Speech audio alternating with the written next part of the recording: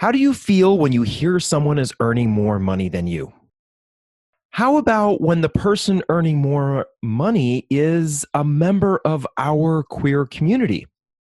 You're listening to Queer Money episode 237. Today we're talking about the apparent rise in incomes for couples in the queer community. Have a money question? Have a topic idea for the show? Email us at questions@debtfreeguys.com or post it in the Queer Money Facebook group, and we may answer the question or topic in an upcoming episode. There's personal finance for the masses. This is not personal finance for the masses. This is Queer Money. This podcast is sponsored by Capital One. Capital One is redesigning the banking experience by offering simple, straightforward, and seamless ways for you to bank from almost anywhere. So banking fits into your life, not the other way around. Stressing about debt is so COVID-19 2020. No matter how or when you got stuck with your debt, make 2021 the year it disappears. Poof! Sleep better at night and live happier during the day. I'm a unicorn! Sign up for the credit card payoff plan between January 2nd and January 4th this 2021 and get a one-time special offer, a free 45-minute 2-on-1 Out of the gutter, fellas. money success session with us, the Debt Free Guys, a $197 value. Cha-ching! Now, on with the show. All right, so we want to cover a topic in this week's show that is one that I know causes a lot of consternation and a lot of discussion and a lot of issues with folks when we talk about the differences in income. And one of the reasons why we wanted to talk about this is we're starting to see more data creep in that is showing that same-sex households, both gay and lesbian, are earning more. It's interesting that we are seeing this, and we think that there's several reasons why this may be happening, especially for gay couples. But we want to remind you that when we're having this discussion of what we're talking about here, we're making some suppositions. We're coming up with some ideas of why we think this might be happening. It's not for certain why this is not the truth about it. The other thing to remember is that the data that seem to be coming out, a lot of times when they're talking about members of the LGBTQ community, these are small subsets of data on larger studies, right? So not necessarily is it a great picture on all of the members of the community or even one subset within the LGBTQ community. So we always have to take this data with a grain of salt. But what we are starting to see is more data talking about the maybe decreasing inequality in income, especially when it comes to same-sex couples and their households. And I think it's important, this is all obviously directional at this point, but if it actually is true, then it's important for us to have a discussion about why this may be true, what's going on here that may be changing the tide for us as a community, and then what can we do to replicate it so we can spread the love to all the members of our community. So this isn't necessarily to separate anybody, but it's to figure out what's going on, and then how can we 10 times that, 100 times that, and get it out to everybody. Right. It kind of makes me think, and I'm going to have a sports reference, so I know you're going to roll your eyes at me, John, but it makes me think back to Michael Jordan and how Michael Jordan used to shoot 300 free throw shots every single day. And that is what helped him create these great numbers when it came to his free throw percentage. And what you saw happen is that more and more basketball, even kids, were starting to do this and seeing the free throw percentage go up. So if we're starting to see what works for one person or a large group of people, we may want to take a look at it to see if it might work for us. Michael Jordan's the guy that has the shoes, right? Yeah, he has the shoes. Now I'm rolling my eyes at you. Okay, so our first theory as to why we might be seeing this general trend in income is living in cities with a larger population. Prudential Financial did their LGBT financial experience study back in 2016, 2017. And what they found was that 26% of LGBTQ folks versus 22% of the general population live in cities of 1 million or more. And an interesting thing with that is that 15% of queer folks versus 20% of the general population, when they're living in those cities, live in the suburbs. So more of us are living in the big cities and less of us are living in the suburbs of those big cities, which means that we're living in higher concentration areas of where there may be better jobs, higher paying jobs, or companies that know that living in those cities, they have to keep up with the cost of living, which may be increasing much faster than, say, for example, smaller cities, small towns, or rural areas. And the reality is that you may be living in one of those cities and the exact same job in another city with a much smaller population may pay significantly less. So this could be an interesting, not necessarily good thing related to why we're seeing same-sex households having higher income. Exactly. And to that point, that this not necessarily being a good thing, again, these studies are only saying that same sex households are earning more. It doesn't necessarily mean that they have more financial security, that they've got more savings and investments, that they don't have financial insecurity. All it's saying is that they have more income. Now, we all know that these more dense cities typically have more amenities, higher cost of living, higher taxes. So these folks may actually be paying more, likely are paying more, despite the fact that they're earning more. So their financial security may not necessarily be any better than anybody else's, but we're specifically talking about income here. Right. Our second one here is we're less likely to have children. What? Despite all our efforts, we don't have children. The data really shows that when you look at the various couples, that the traditional family, one man, one woman, roughly 41% of them have at least one child at home under the age of 18. Lesbian couples in same-sex relationships, their households, roughly 33%, and gay same-sex couples, roughly 22%. So there is this disparity in the family structures of same-sex households that have children, right? When it comes to gay men, roughly half the same-sex households have children versus the traditional families, and 50% less of lesbians than the traditional families have children. So why might this be causing us to earn more? Well, there could be a number of sub-theories to this point. One is with fewer children, we're able to focus more on our career. So we're able to spend more time at the office. We're able to do business trips that maybe our straight counterparts at the office aren't able to take. And so this kind of puts us out there to our employer that we are more eager and more ready for promotions or for higher pay.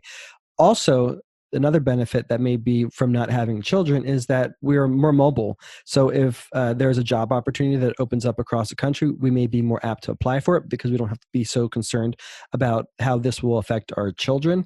Likewise, we're also more apt to live in the bigger cities. Very often, parents typically want to have a little bit more yard for their children. They want to have some parks for their children to go to, and maybe may not find the bigger, more dense cities as conducive to having children. So we're more apt to move to these bigger cities that have higher pay. Again, this is not a judgment as to whether one is good or bad. It's just a possible correlation as to why our pay could be higher. If we don't have those familial responsibilities, I mean, just think about it. Whether it's a same-sex couple or a non-same-sex couple, when you're in a relationship and you decide to bring children into that relationship, typically what happens is one member of that couple will take on more of a caregiver role or responsibility. So you may see one individual say that they're going to be there more for the kids if they're sick. They may be the individual who doesn't work the same hours so that they can make sure the kids are going to their after school activities. Or they may be the individuals who, while the children are preschool or infants, they may be the one that decides to simply not work. So we have this happening, and that could possibly be why it is that we're seeing same-sex couples earning potential could be increasing because fewer of same-sex couples than non-same-sex couples have children. Fact of the matter is, Kids are expensive. On your time and your money. How does your bank support the LGBT community? Not at all? For Pride in June? Or 365 days a year? Capital One proudly supports the LGBT community throughout the year. Maybe it's time to support a bank that supports us. Go to debtfreeguys.com/cafe for more info. Stop stressing about your debt, sleep better at night, and live happier during the day. Sign up for the credit card payoff plan between January 2nd and January 4th, 2021, and get a one-time special offer, a 45-minute 2-1-1 money success session with us, the Debt Free Guys, a $197 value for free. All right, number 3, one that we don't enjoy talking about because we're frustrated with this one, and a lot of us are frustrated with this one, and that's the simple fact that there is a gender wage gap. One that is a part of this binary patriarchal society that we live in, and it could be contributing to the reason why same-sex couples, especially same-sex couples that are gay men, are making more. I mean, when we look at, again, at Prudential's study, there is this skewing of income towards men, especially what I found very interesting is bisexual men are at the top of that, then heterosexual men, then gay men, then heterosexual women, lesbians, and bisexual women. So it's very interesting, this graduation of the pay scale.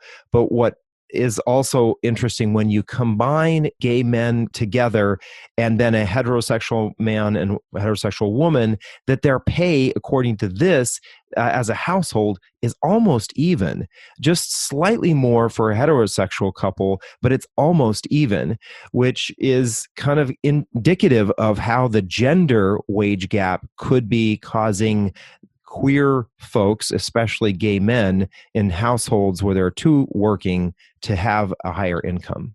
Exactly. And the next one here is code switching. And if you're not familiar with what code switching is, that is the modifying of one's behavior, appearance, etc., to adapt to different socio-cultural norms. Try to say that 3 times fast. Right. But it's interesting because I think all of us have done something like this, right? We know, well, and we may have done it unknowingly, where we are hiding who we are when we're around certain people, whether that's colleagues or not. We do code switching, and sometimes it's done as a defense mechanism. Exactly. And I think most of us have experienced this when we go into a new environment. We kind of keep our guard up a little bit. We're not necessarily going to show our true or whole selves at that point. Granted, some people are. Some people walk in with the flags waving, but a lot of us don't necessarily have that courage or just need to warm up a little bit. And so there might be some financial benefit in that code switching, whether it's inherent or it's intentional, to kind of hide our true selves, and that may be giving us a little bit more of income. And we definitely see this in other areas of society. I mean, when you think about who are some of the highest earning and most prolific actors and actresses out there today, well, we think of Laverne Cox, Dominique Jackson, Janet Mock. They definitely express themselves in a certain end of the binary spectrum. And that may be why society is a little bit more apt to accept them, because they're a little bit more identifiable. They're a little bit more easy to put in a box. And so that might take some time for that acceptance to spread across all demographics of the transgender community. But that's just an example of how some demographics within that subset are benefiting. Right. And, I think about individuals who are not necessarily out at work and are able to code switch or able to basically hide their identity. And maybe they have done this for years. I worked with someone who I know had worked for a company for over a decade and was not out. And I knew him for over a decade, and he was basically not out at work. And it's possible that him not being out at work contributed to his rise, because individuals, whether they're a hiring manager or their existing manager, may be promoting them without the idea that they're discriminating against them, right? They weren't intentionally discriminating against this person because they didn't know that they were a queer person. So there's that possible benefit. It's not necessarily a good thing that we see this. Again, this is possibly the result of the binary patriarchal world we live in. And So this code switching could be a part of the reason why we're seeing some members of the community doing better than others. Exactly. And as we've been doing recently, we did a Queer Money poll in the Queer Money Facebook group, asking individuals to respond and share why they thought that same-sex couples may be earning more than other demographics or the general population. The number one answer out of 17, with 17 votes, or 43% of respondents, was living in cities with higher pay, just as we talked about at the beginning. 14 people, or 38%, said that we're less likely to have children, and that's benefiting us financially. And then 5 individuals, or 13% of respondents, said there's a wage gap and that some of us are benefiting from that wage gap.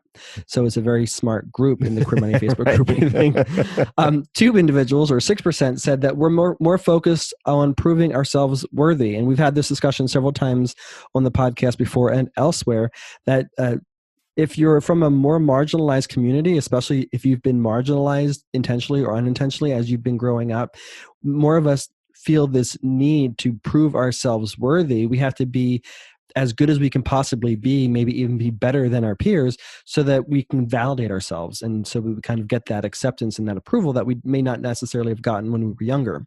So that could be playing a part in how we're executing our careers and how we're working and how we're striving for more and more. 2 other answers that didn't get a lot of support. One was queer folks focus more on education. We know that our community has a lot of respect or a lot of desire to have more education. Education is freedom. And so that might be one of the reasons that was thrown out there. That might be one of the reasons why we're earning more. And then finally, queer acceptance is improving. So LGBT people are getting more and more love. And so that may be one of the reasons why we're seeing an increase in income.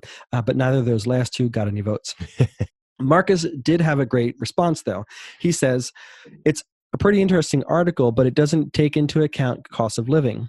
Most places that have higher LGBTQ populations have a higher cost of living. So I may be earning 10 to 20% more, but I'm paying twice as much just to live where I am.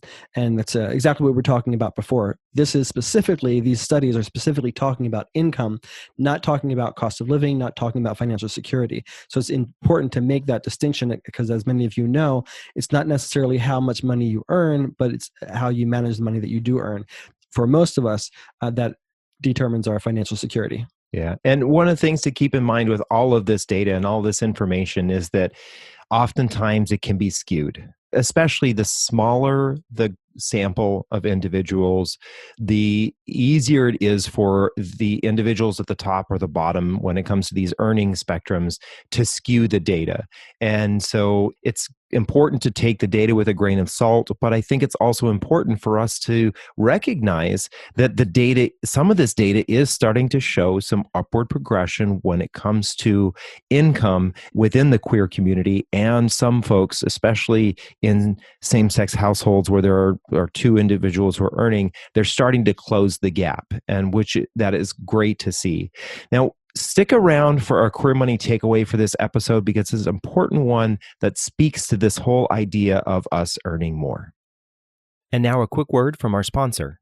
Capital One's checking and savings accounts have no fees and no minimums. And with one of the best saving rates in America, you can rest easy watching your money grow with no fees to bring you down. You can open an account in about 5 minutes, which means you are only about 5 minutes away from getting your savings to grow with one of the nation's best rates. Thank you again for listening to another episode of Queer Money. We know this one can cause a lot of discussion and maybe potentially a little bit of anger between people, but here's your Queer Money takeaway from this episode. Let's rejoice that pay equality is starting to happen for some members of the community, while at the same time, remember that for those of us who are seeing our incomes increase, we need to use this privilege to give a hand up to others in our community by encouraging a more diverse workforce and more transparency in pay. We make the Queer Money podcast for you, so please email your money questions to questions@debtfreeguys.com or post them in the Queer Money Facebook group, and we may answer it in an upcoming episode. Have a great week.